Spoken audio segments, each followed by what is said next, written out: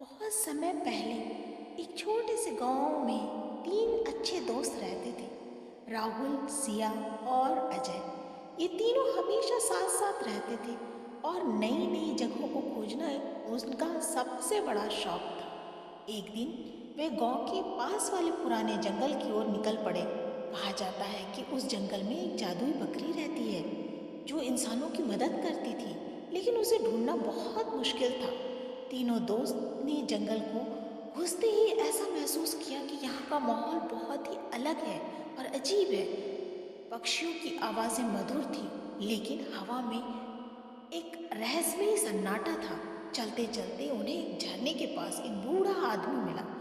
बूढ़े ने पूछा, तुम तीनों यहाँ क्यों आए हो?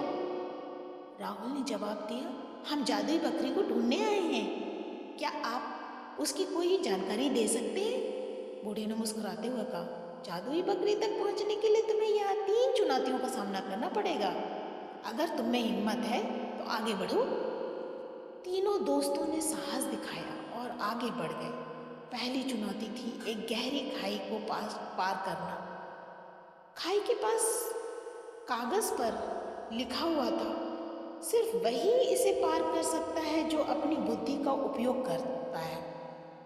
सिया ने ध्यान से खाई को देखा और झरने पे पास पड़े हुए कुछ मजबूत लताओं को जोड़कर उसने पुल बना लिया और वो तीनों सुरक्षित खाई से पार कर गए। दूसरी चुनौती एक रहस्यमयी गुफा के अंदर थी।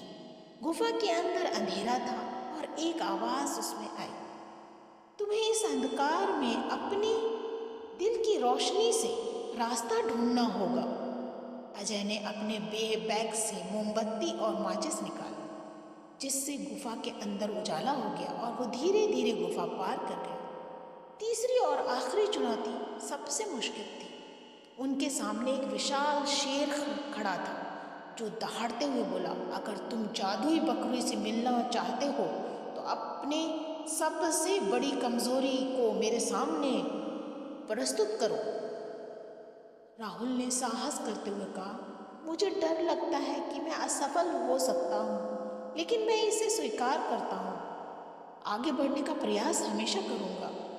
ये सुनते ही शेर मुस्कुराया और गायब हो गया। तीनों दोस्त आगे बढ़े और सुंदर हरे भरे मैदान में पहुंच गए जहां जादुई बकरी खड़ी थी।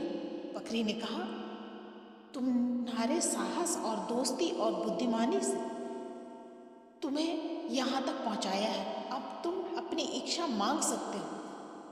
राहुल ने कहा, हमारा एकमात्र ही इच्छा है जो हमारे गांव को हमेशा खुशहाली में बदल दे, कोई भूखा ना रहे। बकरी ने अपना सर हिलाया और हवा में चमकते सितारों से बारिश होने लगी।